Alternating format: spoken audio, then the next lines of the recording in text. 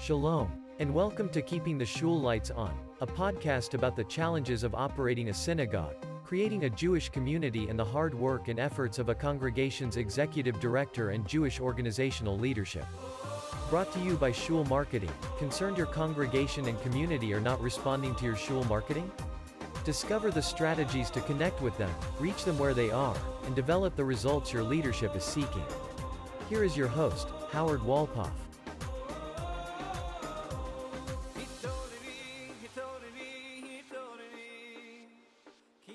Welcome to the first episode of Keeping the Shul Lights On. This conversation, this podcast, this video is about synagogue life. What goes on behind the scenes, seen by the executive director, and the type of role they have in making sure that the building is open, programs are happening on a regular basis, services are happening, and really addressing the business aspects of running a congregation.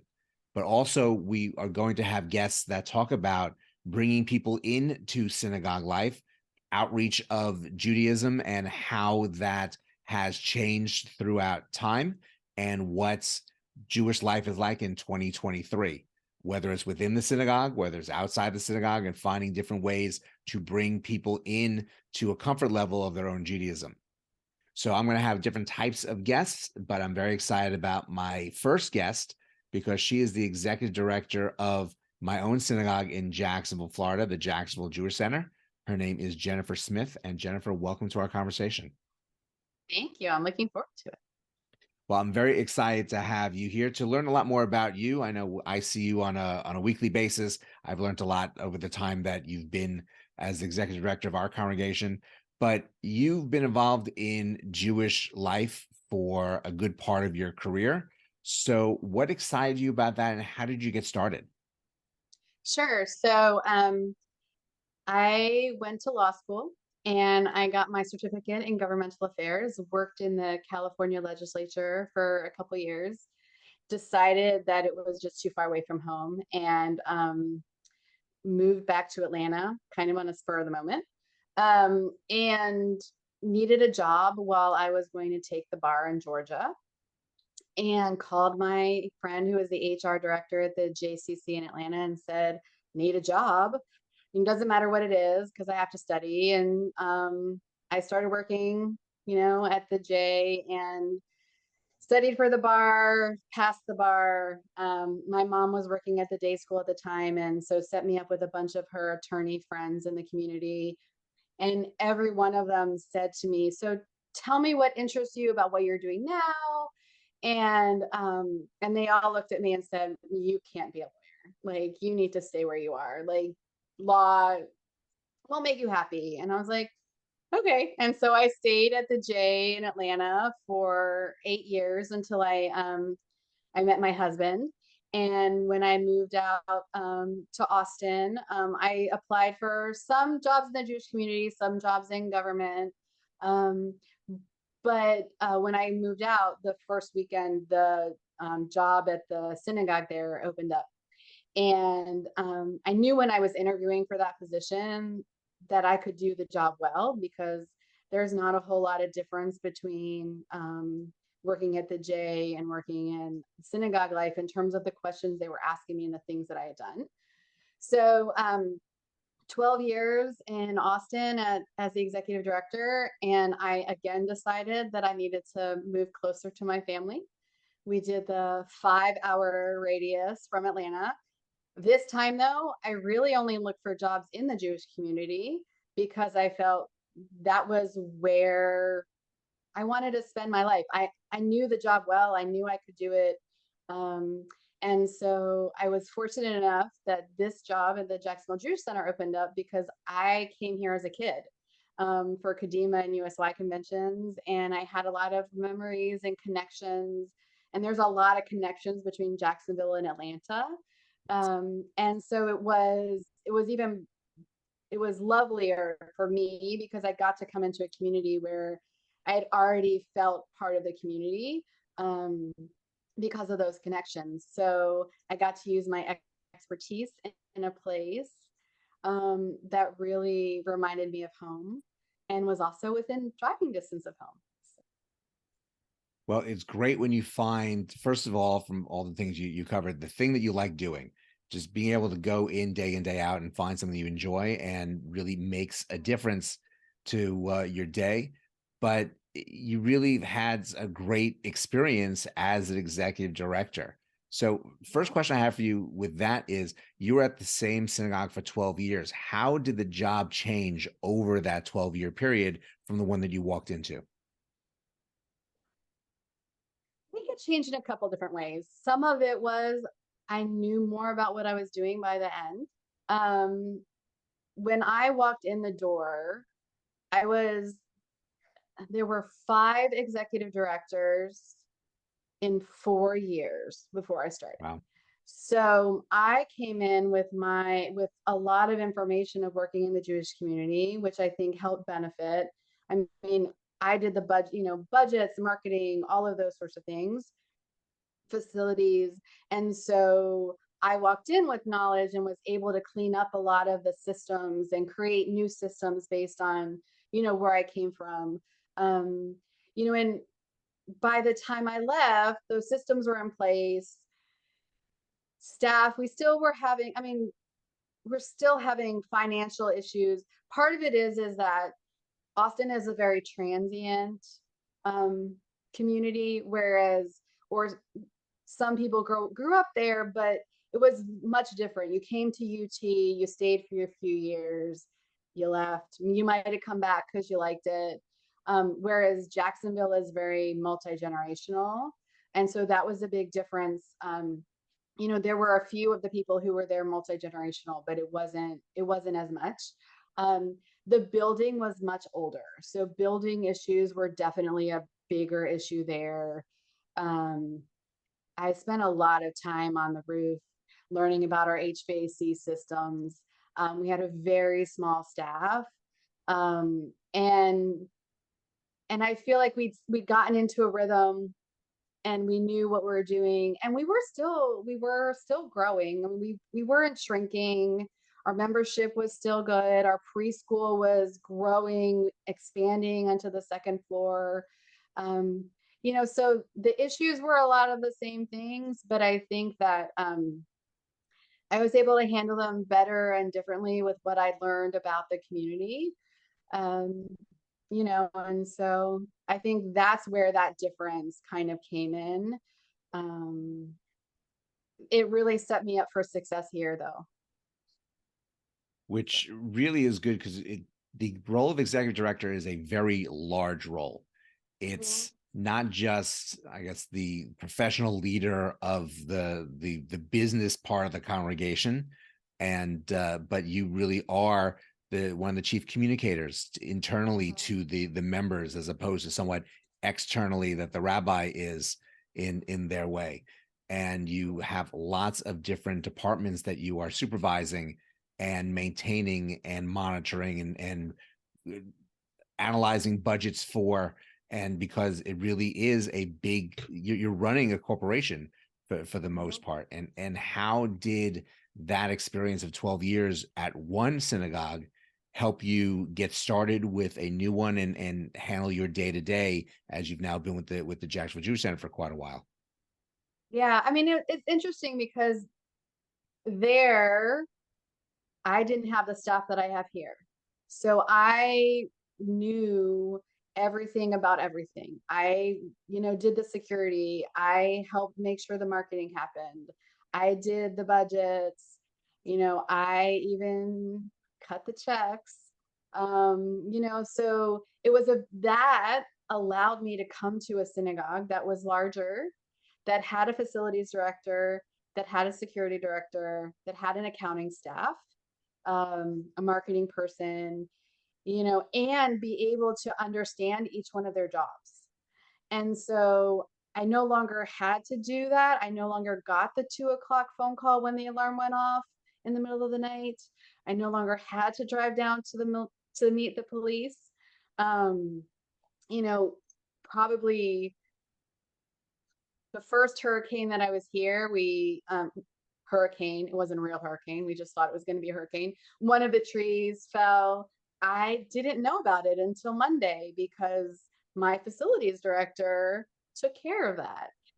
So that's the piece, but I knew what to do if I didn't have them. So being able to understand their jobs allows me to be better at my job. And I think that's what I got at my 12 years in my old congregation, was knowing how how the butter is made, or whatever that metaphor is, seeing all of the pieces, how everything works, and then being able to lead the staff so that they can be successful with their jobs.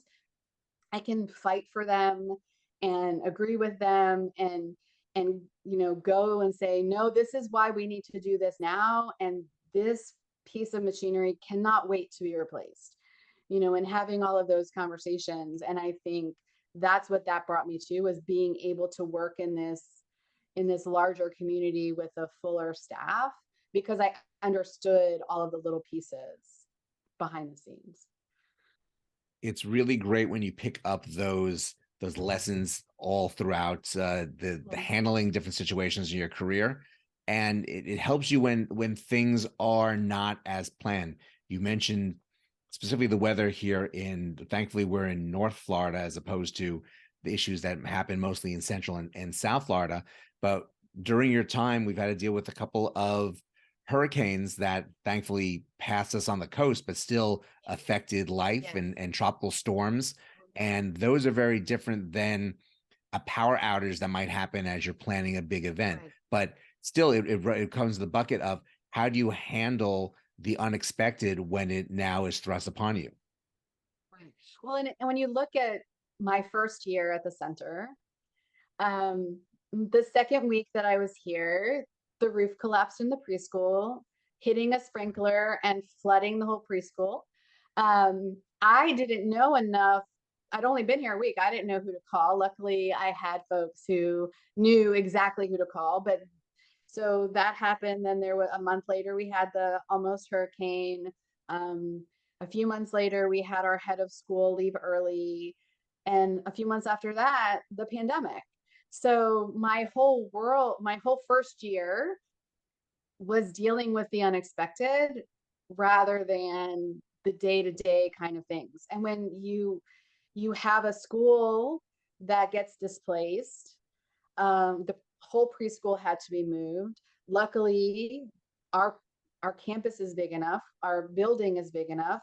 The preschool moved into the first floor of the day school. The first floor of the day school moved upstairs. And then the older kids moved into the synagogue side of the building, so that we were still able to continue to have school for it wasn't a whole year, because then we had to cancel school for the pandemic. But for that whole time, we were able to not have to close the preschool, not have to really make many adjustments, and kind of look at things on the fly.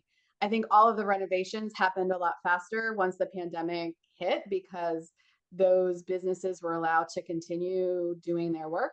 So they finished the renovations because the students weren't here. So that actually was a side benefit of COVID. But that was my first year. But there's always something like that. It was kind of an extreme first year, but there is always a little piece of something that happens, whether it's weather, piece of equipment breaking and you can't use that space anymore, um, looking at different things within the building, trying to move things around in terms of everyone being in the right places. So it was a fascinating time. And then the pandemic also allowed us to start the partnership with the JCA to begin holding summer camp here. That first summer, we held it here. They held it here in the temple and the JCA, because they could use smaller rooms, use our big rooms with smaller numbers of kids. And so they were able to spread out and host the camp. And it went so well that they decided, how about we make this partnership? Worked for us because it meant we didn't have to lose money doing camp anymore. Worked for us also because it got people on our campus who didn't really know much about the center, and was a revenue source. And it allowed especially those summers, it allowed our heads of school to focus on school all summer and not have to spend their time doing camp. So win-wins all around, and so the pandemic changed a lot of things, but there were a lot of things that it changed for the good. So. It is definitely quite an experience of a first year that you did have, and the one that probably is worth a book, perhaps in Leadership 101 with disaster thrown in. But you bring up a number of different things that really talk about the different role an executive director has based on what kind of congregation they have. So we in Jacksonville have this very large campus with outdoor amenities, pools and fields, and the different types of rooms in the building, and a religious school and a preschool, but also a day school, which is not a component that most synagogues have at all. But it's part of the dynamic of a smaller Southern community that really has grown exponentially because the generations have stayed here, and really makes for a lot of different activity for you as executive director running a building like this. Yeah, that is the biggest thing. Is it's so fascinating when I think about what I do on a day-to-day basis. I'm at the school, I'm, working with facilities, working with my security director on keeping the building safe. It's definitely different than most places. And when I talk to my colleagues and I'm like, yeah, it's 35 acres. And they're like, I can't even imagine, because so many of them, are in the cities where they're lucky to have their, a green space in the backyard. And it presents challenges. I mean, the pool is the bane of my existence. If I had my way, we wouldn't have a pool. The camp loves it, and I know I can't get rid of it, but it definitely causes. Luckily, I'm not the facilities director who has to take care of it, and he has the patience of a saint. But we are really looking at how do we engage people and utilize our space. Right now, we're in the process of refinishing the old tennis courts and turning them into pickleball courts, so that our members can play, and maybe it can also be a little bit of a revenue generator. In my dream world, and I'm hoping that with our next board, we can really focus on looking at this. The big basketball court in the back, we would love, Hazan and I really want to cover it and put seating out there. So not only can, you play basketball in the shade year round, but to be able to have events, musical events. Because a lot of times, as long as you're not sitting in the sun in Florida, it's beautiful when there's a breeze, and you can do things year round outside. And we could actually even then, hold things in. There's probably only January, part of February, where we wouldn't be able to, be outside and do things if we had that space. And I think that's something, that's one of my goals, is to try to figure out how to fund that. Maybe working with all of our community partners and making it a shared type of space. But that's what we're really looking at, is how do we take this amazing campus and this amazing building and turn it into not only a revenue generator, but also a place that people want to come and hang out. And it becomes, an extension of their life. It used to be, everyone lived near the center and everyone came and played basketball and hung out, but Jacksonville is growing. And so that's another, aspect of how far out our members live. When everyone used to live within walking distance of here, that doesn't happen anymore. So how do we bring them back in, for those sorts of things that they have in their communities out in the suburbs, further suburbs, we're the suburbs too. But it's interesting the fact that this is a congregation with a lot of history, and where people live close to the second location, this is the third location, and everything was there on the types of activity. But life has changed in so many different ways as the decades have gone on, and with people living a little bit farther because the amenities of the housing market that they chose, even though they are within driving distance of the synagogue. It's how do you combat with the types of programming that they have closer to home, and again, amenity use. And I think that's the challenges that any synagogue has, is how do you program on a regular basis, other than services, which are obviously scheduled on a regular basis, to bring people in for activities at different generational interest levels that they want to participate in. Yeah, and that's so true. And I think, and one of the conversations we actually had in one of our leadership classes recently was, well, why don't we, do leagues and things on our fields? And it goes back to some of what you're talking about in terms of getting people in the building. That would be great. First of all, we have the JCA to do that. But also that's not our expertise, right? Our expertise is, or our market is worship, learning, those sorts of pieces of it. I have run leagues, but I don't really have the time to run a league on my softball field in the back. And so if we were going to do those sorts of things, I would go to the experts. I would go to the JCA and say, look, we want to run this type of league on a Sunday to get members in, to get the Jewish community into our property. Do you have someone who can run an adult soccer league on my field? Because my job is big enough as it is, even though I know how to run an adult soccer league. I don't know that I could add that back into my world. As fun as it is, so the things we look at are, what are the things that we can do in this property, and in terms of getting people in that are kind of outside the box of not just worship. Worship's important, and we are one of the few synagogues that still does morning and evening minyan. That's how I got to meet so many of our members during the pandemic. Saturday mornings, we still have a good number of people here, although as it gets nicer, that does get a little harder as they're all, out at their beach condos. But looking at, Haas bringing in more music or doing more education, like those are our expertise, the clergy's expertise, and and I think that's some of what we have to also think about as we're looking at this amazing property. Unless I hire a sports director, which that doesn't seem to go with our mission, engaging members is our mission.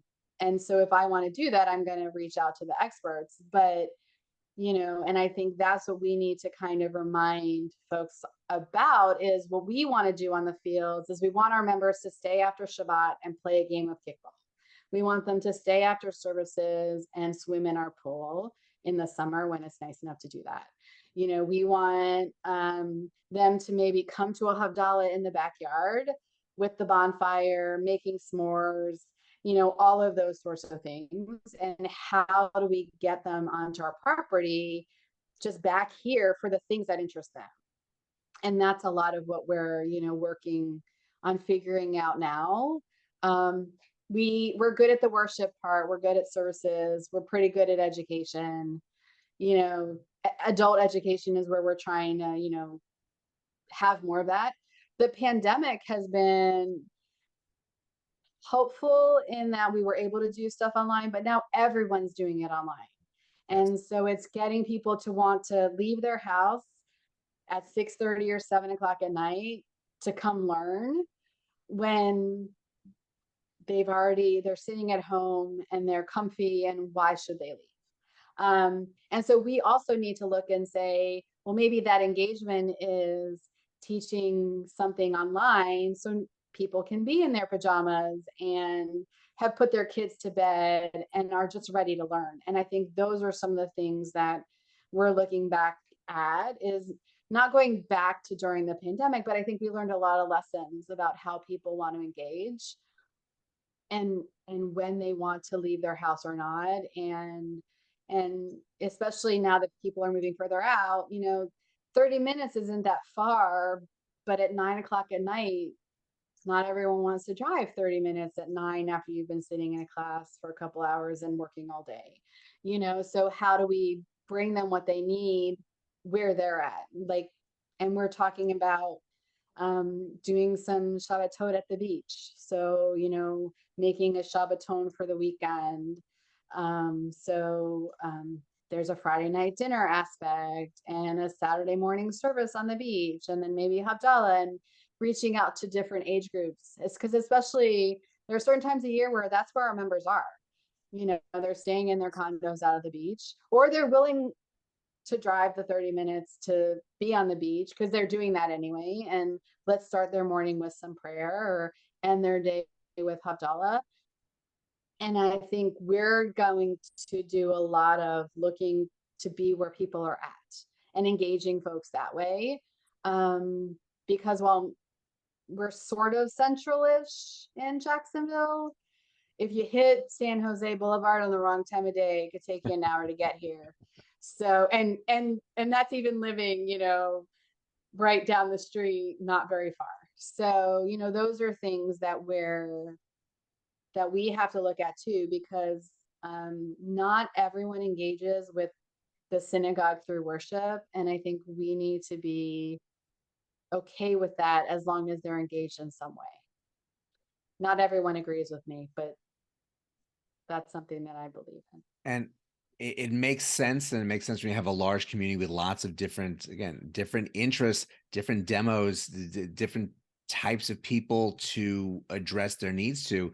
And yes, you can take a lot of good lessons from what evolved during COVID online and take advantage of that, but also trying to find the right ways to bring to the building. And you have assets within the campus that most don't, that would be beneficial to take advantage of. And you look sometimes like, have we not utilized it enough over the course of time, even before you coming on as executive director, where members could have benefited and grown up different generations of that being part of their regular scheduling. So it really, it shows that there's a lot of operational focus that you have, and a lot of planning focus you have as executive director, and lots of different aspects of this job that obviously people have no idea when they walk into the building, that they may see you as the greeter. They may see you as the person handling if the air conditioner is not working right. They see you running to deal with the facilities people to address it, but not seeing the real greater picture of not even what the things you do as executive director, that all executive directors do, are far beyond a job description that they were handed upon applying for the position. Yeah. And it's so interesting because there are so many days where I'm like, I'll leave and I'll be like, what did I do today? It felt like I feel like I'm in meetings, impromptu or scheduled, all the time. And my job that's my job. And I have to remember that sometimes, my job definitely isn't, it never is sitting at my desk for 8 hours a day. Like, that's never going to be my job. And truthfully, if it was my job, I wouldn't continue to do this, because just the thought of that doesn't make me happy. My interacting with my staff, and, this week it's budget, beginning to calendar for next year. Rabbi Lubliner's on sabbatical. It's planning some of the stuff over the summer when he's not here. It's looking at how can I help the clergy while he's not here, yes. And someone asked me the other day, they're like, you could lead services, couldn't you? I was like, I could. No one wants to hear my voice, but that's not what my role is. We have our clergy, and we have lots of members who are capable of doing it, so that I can be that more flexible person to be able to walk around and make sure, our members are getting what they need and they're happy, and caterers know how much food they need, and the AC is okay, and all of those things. But, so that's one of the things that I really had to kind of learn personally, was, what is a productive day for me? And a productive day for me might be checking in with everyone in this building, the preschool, the day school, the religious school, membership, accounting, clergy, the handful of members who might stop by, talking to our Judaica shop chair, all of those things are within a day. And it might be ending my day in the winter time with Minyan because 5 o'clock's hard to get people. And it might be starting my day sitting at the front desk so security can go and do carpool. But those are all important aspects of my job, because in that morning, that for that 30 minutes, I get to see our members who are leaving Minyan and check in with them. And that's a big part of my job, is knowing what our members need. Of course, it's more than that, but that is my role, is to make sure that my staff and our members have what they need to be a successful part of our community, and to feel welcomed and a part of the community. Because not some people join the synagogue and never feel like they're a part of the community. My job with my staff is to make them feel like, even if they live at the beach and they can only come a couple times a year because they can't drive and they need someone to drive them in, is to figure out how to help those folks feel a part of the community during certain times of year, or when they need something. It's funny, there are certain things that I do that I look at and I'm like, you're right, should I be taking the call from someone who wants to pay their bill? I don't need to do that, but it makes her so happy for us to have that conversation, that for that 5 minutes, that connection is super important. For me, sometimes I'm on the phone with someone and I'm having the same conversation that I have with them, every time they call. And sometimes that's because of, and they forget who they've talked to and that they told me the story 3 times, or they're so excited about something, they tell it to me again. But then they feel part of the community, and that's what's important, because without our members, where are we, in however many years? And it's like, I look at on Saturday mornings, and my job sometimes feels a little bit disciplinarian in terms of, don't run over there, can you just do quiet feet, okay, it's the sermon, sit here, that's fine, just please don't wander through the building. But I've, at the same time of having those conversations, I've learned how to have them in ways that the kids don't feel like I'm yelling at them, that the kids have kind of like, all I have to do is look, and they recognize that they're either in the wrong spot or their voices are starting to echo a little bit more. So, and I think that's a piece of my job too, while I'm making sure that the lights can stay on and the school has what it needs so that it can pay its teachers and I can pay my staff and all of those things. So I never really thought about my job as anything before I came here, really, as anything other than getting through the day-to-day business. And people would be like, well, why can't you get your job done? I don't understand why I don't have the budget on time. Well, I was just talking to you for an hour, only 20 minutes of that was about the budget. So I'm not really sure how so sometimes our members forget that my job is not just sitting here number crunching with my accounting staff in the background or working with security or facilities, but having the conversations with them to understand what they need. And, so that's where my world is. And it's obviously quite a very big world. You touch on a lot more things than most do in their jobs. And especially when you have a larger congregation, that is important. You have to have the right person making sure that the shul is open, the shul is running, all the different aspects of that are focused in the right way. And there's a value to what you get from that, and really everything that you're bringing to the day-to-day conversations that you're having. So I commend you for waking up in the morning after a day in, day outs of long days. And I get to watch on a daily basis the things that you're doing for my community. So I know that I appreciate it, and where all that effort translates to in the things that we do. And that's really what excites me about this journey of this conversation, this podcast. And I'm glad that I started off with you, and then I'll talk about my congregation and then in the process as well. So Jennifer, thank you so much for joining us and Oh, really adding to this conversation. for sure. It was my pleasure.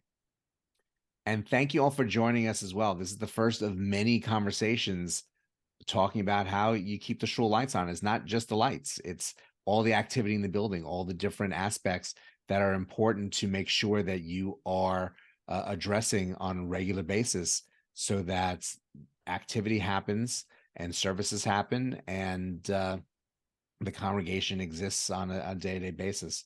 So I look forward to sharing these with you and bringing more guests on a regular basis. But for now, go out, have a great rest of today, and we will see you next time.